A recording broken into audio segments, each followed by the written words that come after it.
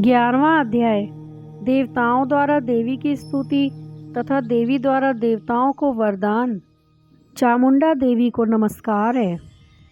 ऋषि कहते हैं, देवी के द्वारा वहाँ महादैत्यपति शुंभ के मारे जाने पर इंद्रादि देवता अग्नि को आगे करके उन कात्यायनी देवी की स्तुति करने लगे। उस समय अभिष्टों की प्राप्ति होने से उनके मुख कमल दमक उठे थे और उनके प्रकाश से दिशाएं भी जगमगा उठी थी। देवता बोले, शरणागत की पीड़ा दूर करने वाली देवी हम पर प्रसन्न हो। संपूर्ण जगत की माता प्रसन्न हो। विश्वेश्वरी, विश्व की रक्षा करो। हे देवी, तुम ही चराचर जगत की अधीश्वरी हो। तुम इस जगत का एकमात्र आधार हो, क्योंकि पृथ्वी रूप में तुम्हारी ही स्थिति है। देवी, तुम्हारा पराक्रम अलंघनीय है। तुम ही जल रूप में स्थित होकर संपूर्ण जगत को तृप्त करती हो। तुम अनंत बल संपन्न वैष्णवी शक्ति हो। इस विश्व की कारणभूता परामाया हो। हे देवी, तुमने समस्त जग को मोहित कर रखा है। तुम ही प्रसन्न होने पर इस पृथ्वी पर मोक्ष की प्राप्ति कराती हो।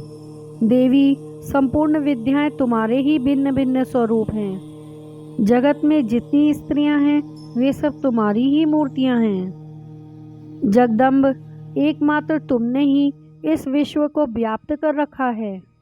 तुम्हारी स्तुति क्या हो सकती है। तुम तो स्तवन करने योग्य पदार्थों से परे एवं परावाणी हो। जब तुम सर्वस्वरूपा देवी स्वर्ग तथा मोक्ष प्रदान करने वाली हो, तब इसी रूप में तुम्हारी स्तुति हो गई। तुम्हारी स्तुति के लिए इससे अच्छी उक्तियाँ और क्या हो सकती हैं। बुद्धि रूप से सब लोगों के हृदय में विराजमान रहने वाली तथा स्वर्ग एवं मोक्ष प्रदान करने वाली नारायणी देवी, तुम्हें नमस्कार है। कला, काष्ठा आदि के रूप से क्रमशः परिणाम की ओर ले जाने वाली तथा विश्व का उपसंहार करने में समर्थ नारायणी, तुम्हें नमस्कार है। हे नारायणी, तुम सब प्रकार का मंगल प्रदान करने वाली मंगलमयी हो।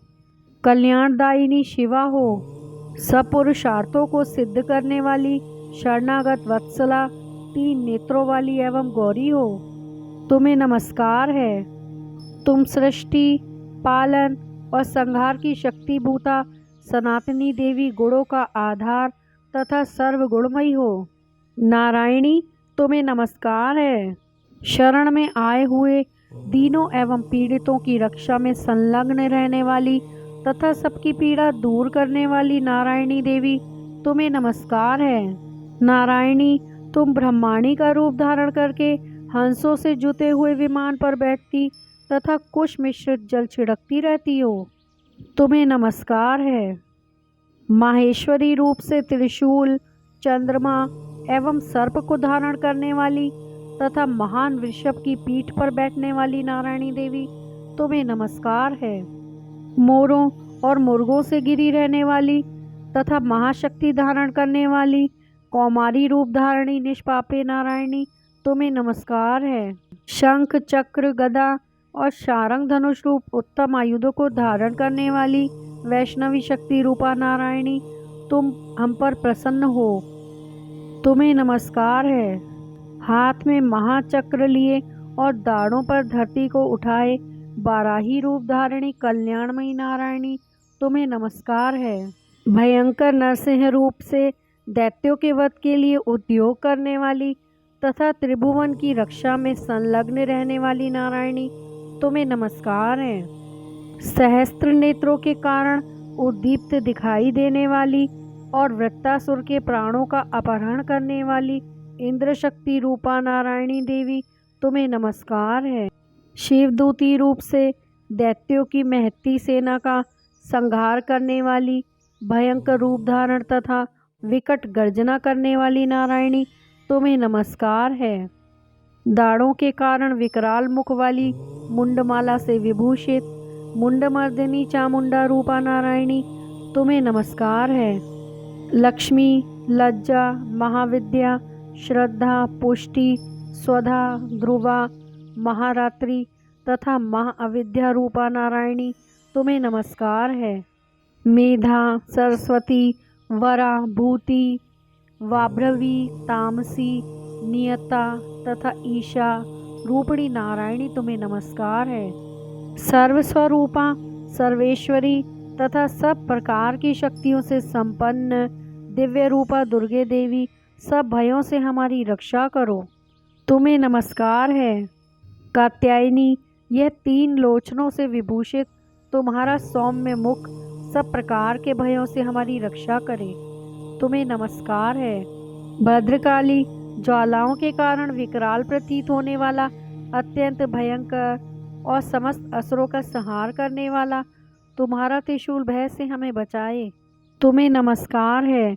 देवी, जो अपनी ध्वनि से संपूर्ण जगत को व्याप्त करके दैत्यों के तेज को नष्ट कर देता है, वह तुम्हारा घंटा हम लोगों की पापों से उसी प्रकार रक्षा करे जैसे माता अपने पुत्रों की बुरे कर्मों से रक्षा करती है।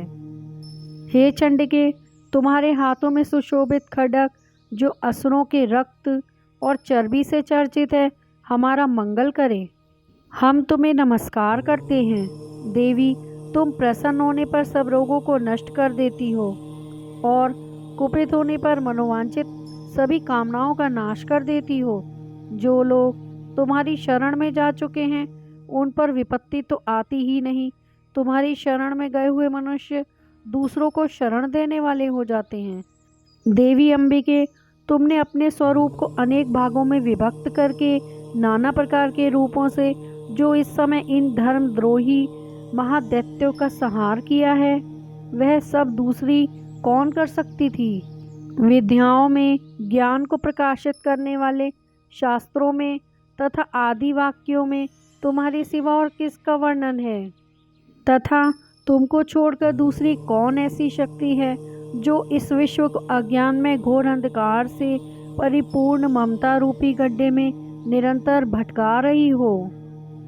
जहाँ राक्षस, जहाँ भयंकर विष वाले सर्प, जहाँ शत्रु, जहाँ लुटेरों की सेना और जहाँ दावानल हो, वहाँ तथा समुद्र के बीच में भी साथ रहकर तुम विश्व की रक्षा करती हो। हे विश्वेश्वरी, तुम विश्व का पालन करती हो, विश्व रूपा हो, इसलिए संपूर्ण विश्व को धारण करती हो। तुम भगवान विश्वनाथ की भी वंदनीय हो।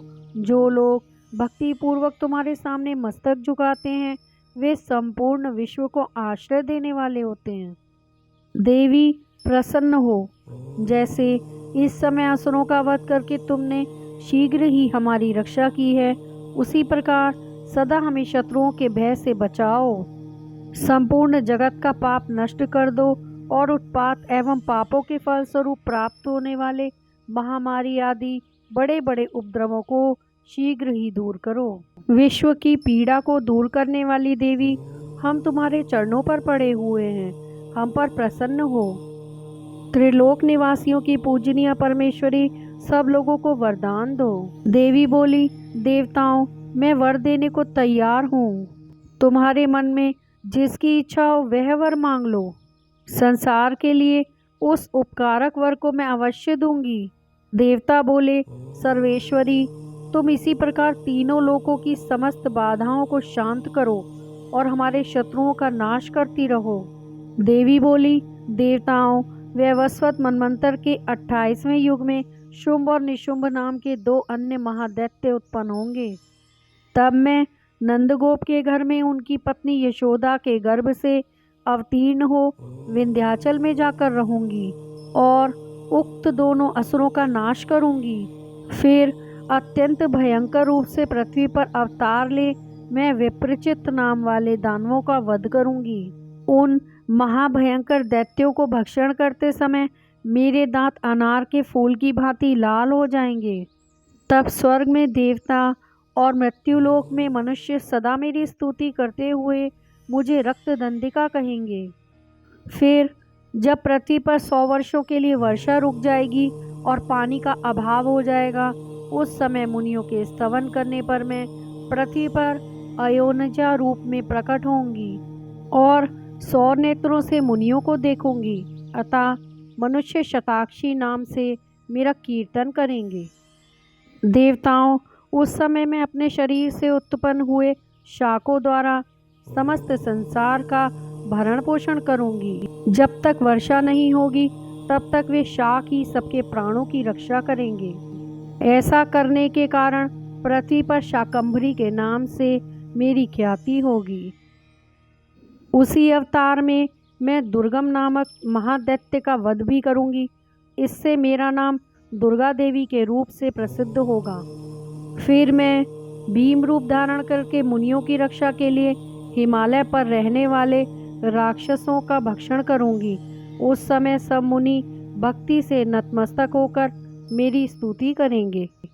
तब मेरा नाम भीमा देवी के रूप में विख्यात होगा। जब अरुण नामक दैत्य तीनों लोकों में भारी उपद्रव मचाएगा, तब मैं तीनों लोकों का हित करने के लिए 6 पैरों वाले असंख्य भ्रमरों का रूप धारण करके उस महादैत्य का वध करूंगी।